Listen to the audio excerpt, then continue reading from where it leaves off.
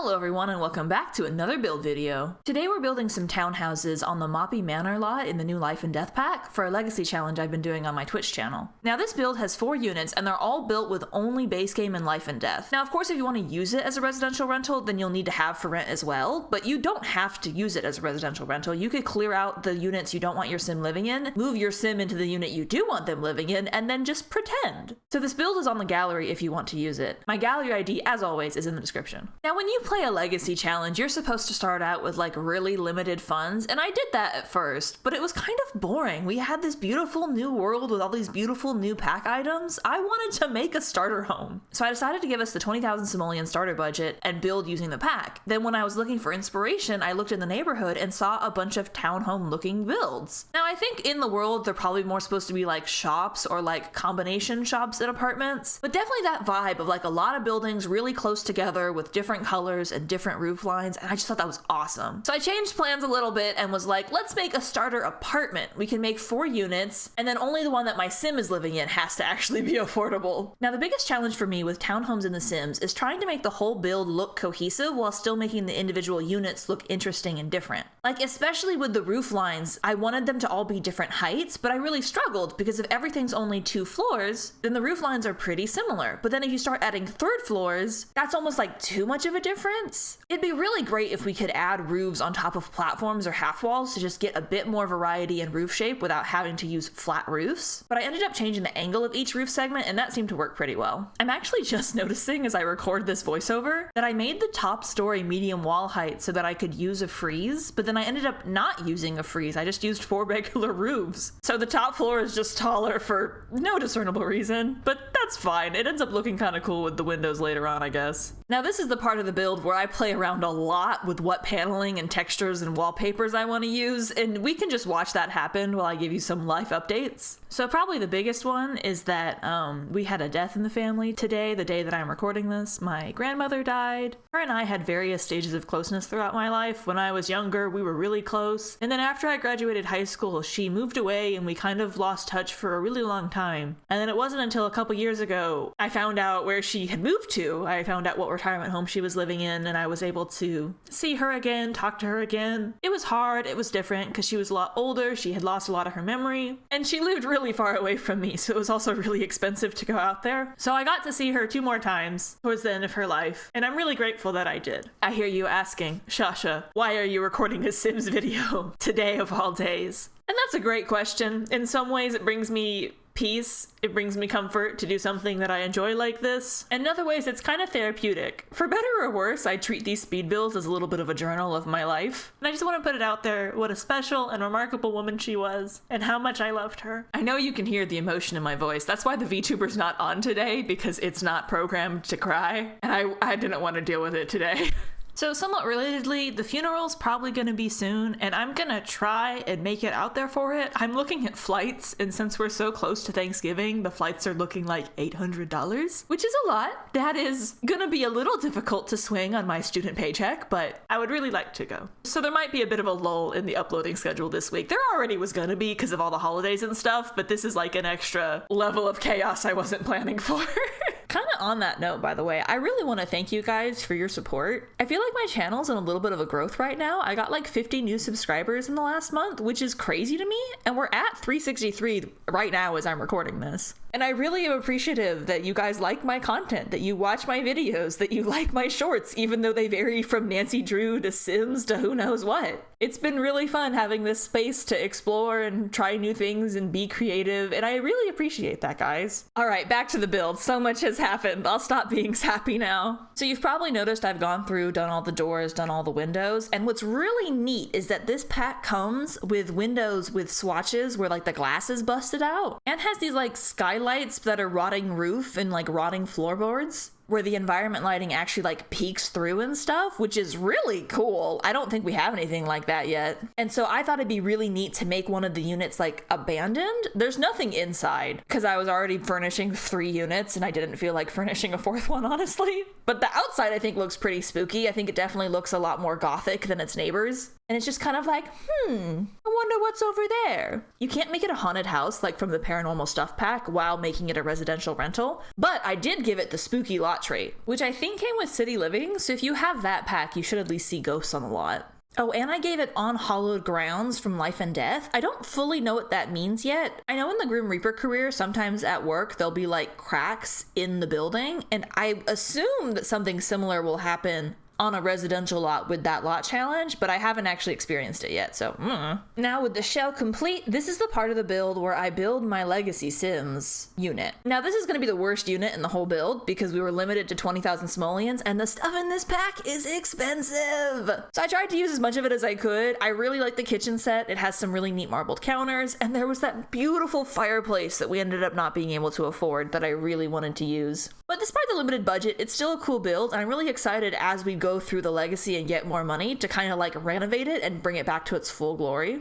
Also, I have to draw attention to this absolutely crazy shape of a kitchen I created. I don't know why I did this. I wanted the outside to look interesting, and that makes the inside thus harder to furnish. I had that really weird bump out behind the stairs that I didn't know what to do with. I end up putting an inner corner counterpiece in that corner, kind of flipped around, so that it looks like it matches everything, but it kind of is more of the size of an accent table. And I think that worked. It's definitely an odd shape for a kitchen, but the more and more I played with it, the more and more I was like, that's normal. That's what kitchens look like. Plus, I'm pretty sure you can put an appliance on that counter and it'll still work, like a microwave or a tea kettle. Unfortunately, we're broke, so I put a little flour instead, but now you know a new building trick, I guess. Now, you'll see right now I have the stone stairs from the pack in place because I wanted to use the stairs that came with the pack. But unfortunately, the only stairs that come with this pack are those stone stairs. And they don't really make as much sense for an indoor staircase. I think they would look really good on the outside, but they kind of looked weird in your home. So I replaced it with a wooden staircase, but I still kept that stone backsplash for the dining area. Honestly, it's probably because I forgot to change it, but it looks good, so I'm not upset. Around this time, for some reason, a ghost glitched into our living room. I genuinely don't know why. It's not like we went into live mode and then came back into build mode. The ghost just appeared, so hello. Also, I was trying to figure out the best way to distinguish the kitchen from the living room, and usually I do that with a spandrel or a fence, but the fence that I like to use, I think is from Get to Work or Strangerville, and all of the spandrels in this pack are huge, so I didn't really love either of those options. So instead I made the kitchen a little bit raised. That actually also had the added benefit of reducing the footprint of the staircase, which gave us just more room downstairs, so that was cool. By comparison, it sort of makes the living room look like a sunken living room too, which is kind of trendy. Now at this point you might notice we have 2,000 simoleons left in our budget and no upstairs. And for some reason, I did the bathroom first. I don't know why I thought that was more important than a bed, to have a fully furnished with tile and everything bathroom. But yeah, I did the bathroom, then realized we didn't have any money for the bed from the pack, so I went downstairs and deleted the fireplace, much to my disappointment. Then after adding in some last minute stuff, like, you know, flooring, wallpaper, honestly frivolous stuff, who needs that? I was at the end of my budget, so let's move on to the other units. I'm realizing now as I look through my footage that I didn't record the unit next to my Legacy Sim. This unit's on the other side of the haunted house, but the unit next to my Legacy Sim is for a spooky family where the mom's literally a ghost. That build is so cool, I didn't record it. Oh, I'll give you a tour at the end of the video. That's so disappointing. Anyway, this unit's also really cool though. This unit is for our neighbor Colette, who I'm kind of hyping up to be our Legacy Sim spouse. I have a short where I introduce her and her outfits and personality and stuff. I can link that in the description. I think I can link shorts in the description.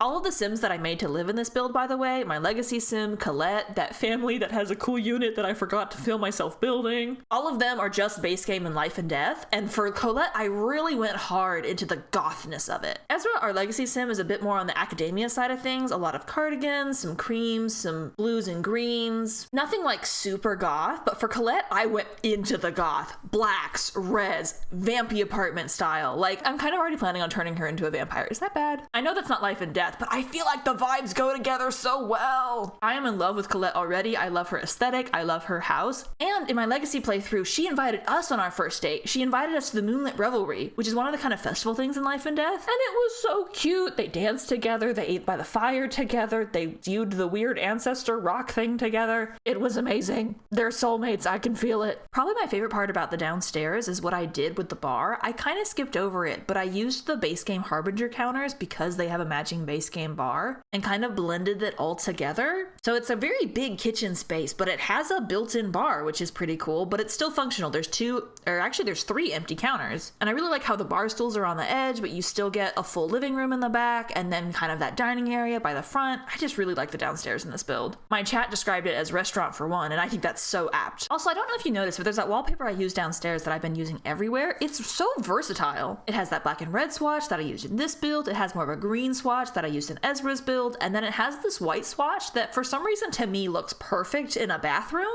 So even though it's not tile, I've been putting that in a lot of my bathrooms. It looks so good. Then Colette is an artist. Her aspiration is the painter aspiration, and I wanted to give her that loft to be sort of an artist studio space, which is why I did so many floor-length windows. I just thought the lighting would be really good, plus the windows are so pretty. Then in the bedroom, I kind of went for more of a softer pink vibe, kind of like a dusty rose, because it's still in the same red color family, but it's not quite as aggressively goth as the downstairs. And the swatch on the bed from Life and Death actually worked really well for that. It's so gorgeous without being restrictively gothic. I feel that way about a lot of the items in this pack actually, that they could be used in any build, not just a really goth build. Also, I need to take a second to show you this owl wallpaper with the little skulls. It's so amazing. I think it's definitely meant for more of a kid's room vibe, but I think some of the swatches kind of work in a more mature sense, like that dusty rose swatch, like the brown swatch I end up using. I just love it though. The owl motif in this pack was unexpected in my opinion, but very welcome. Then I put in the bedroom the same chandelier that I put downstairs. It's one of the more modern chandeliers from the new pack. They have more old-timey gothic options, but I really appreciate that they gave us at least one modern lighting fixture for your 21st century goth girl. All right, full disclosure, by the time I got to the artist loft part of this build, I was a little burnt out. This was the third unit I had done, and apartments always take more out of me than I think they will. Plus, I was really inspired by the concept of an artist loft, but there's not that much base game stuff for an artist loft. So it kind of fell flat a little bit. If you have the Artist Loft kit, you might enjoy making it a bit better. But now it's time for the build tour, and don't forget there's an entire unit you haven't seen yet.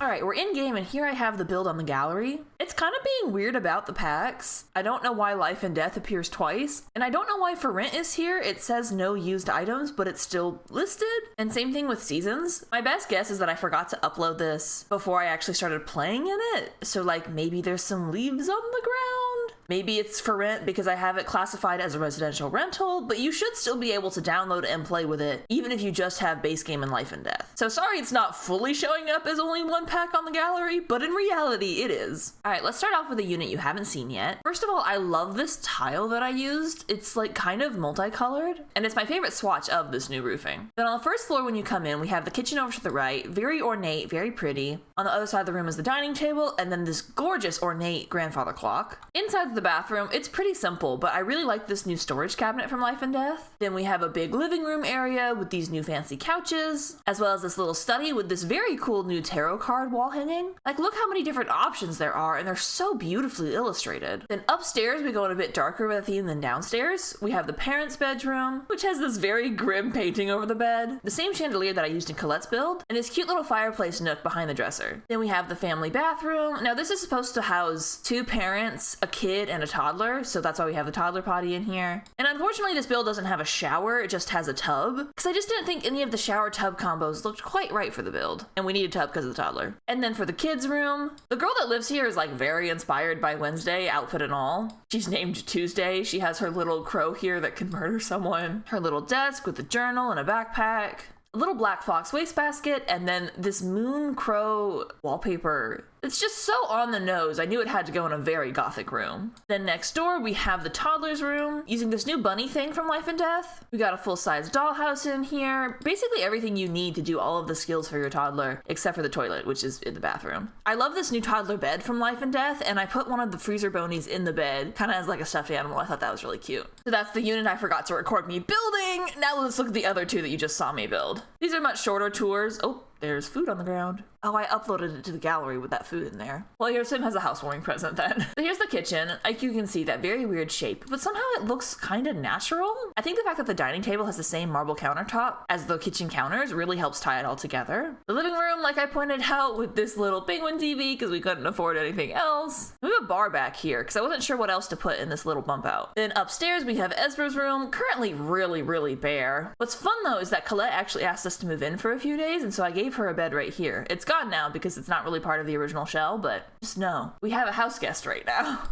And then for the haunted unit, like I said, there's nothing inside. We have these cool windows that have some of the panes broken through, and I tried to add in a couple non-broken windows to give it a bit more variety. And then these cool new items where you can kind of see through the roof. Now the texture behind there isn't like literally what's inside. It's trying to save rendering power. And if you go inside, you can't actually see the holes in the roof, so that's kind of a bummer. But from the outside, it looks very cool. Last but not least, Colette's apartment. The roof's kind of sideways opposed to the other ones to kind of mimic how some of the other townhomes are doing it around us. And we also have a chimney because there's a lot of chimneys in the area. I think it looks pretty cool. Then downstairs, we have a little dining nook, our kitchen with the built-in bar, and our living room with these adorable poofs from the new pack. I love this item. Then upstairs, we have this dusty rose bedroom and bathroom, and our kind of incomplete artist loft. I used even more of the tarot card paintings in her room, by the way. And she has a little dressing nook with the new music box item and the Crimaphone from the Reaper's Rewards. All in all, I'm really proud of this build. I definitely think it's one of the better ones I've done recently. And thank you so much for watching. Again, I'm streaming the legacy that this build is for on my Twitch channel, so come say hi sometime. The link to my Twitch channel is in the description. And as always, have a lovely day. Bye!